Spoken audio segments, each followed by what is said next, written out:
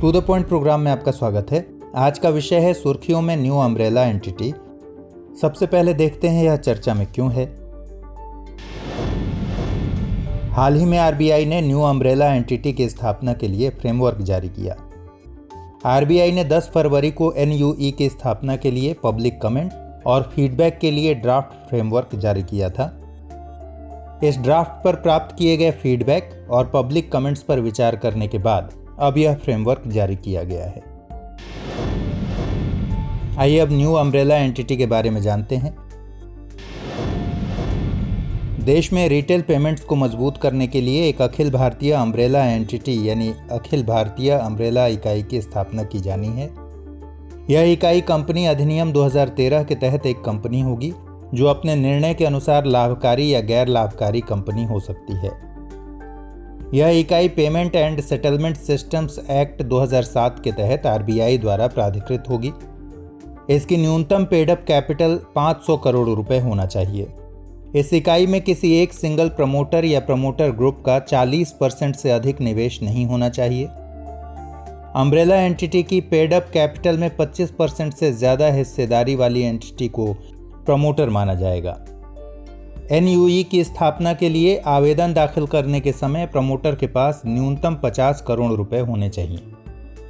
Business शुरू होने के 5 साल बाद प्रमोटर या प्रमोटर ग्रुप की हिस्सेदारी घटाकर न्यूनतम 25% की जा सकती है। हमेशा न्यूनतम नेटवर्थ 300 करोड़ रुपए मेंटेन करना जरूरी है। इस एंटिटी के लिए 3 सालों तक अनुभव रखने वाले पेमेंट सिस्टम ऑपरेटर और payment and technology service provider apply कर सकते हैं।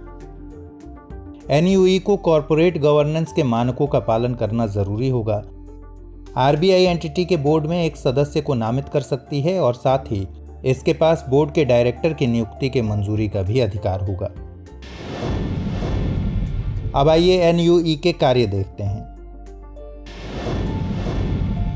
खुदरा के क्षेत्र में न्यू पेमेंट सिस्टम की स्थापना, प्रबंधन और संचालन करना, पेमेंट सिस्टम को संचालित करना जैसे एटीएम, व्हाइट लेबल पीओएस, आधार आधारित पेमेंट्स और रेमिटेंस सर्विसेज इत्यादि, सेटलमेंट, क्रेडिट, लिक्विडिटी जैसे प्रासंगिक जोखिमों को पहचानना और मैनेज करना, फ्रॉड से निपटने के लिए देश और विदेश में रिटेल पेमेंट सिस्टम से संबंधित नए मुद्दों और खोज को मॉनिटर करना, सिस्टम की सुरक्षा को सुनिश्चित करने के लिए आवश्यक नियम बनाना।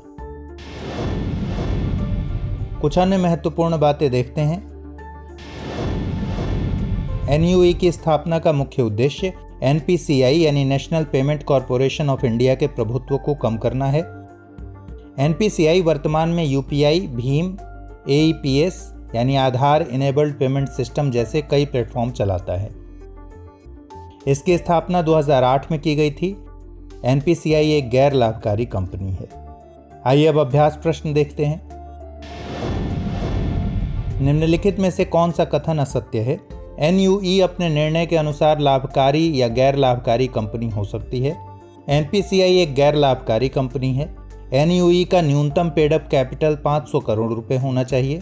एनयूई payment and settlement systems act 2008 के तहत आरबीआई द्वारा प्राधिकृत होगी। इस प्रश्न का सही उत्तर कमेंट बॉक्स में दीजिए। अगले एपिसोड में फिर मुलाकात होगी। तब तक के लिए ख्याल रखिए। Good bye. हमारे वीडियो अंग्रेजी में देखने के लिए फॉलो करें हमारा ही दूसरा यूट्यूब चैनल दृष्टि IAS इंग्लिश।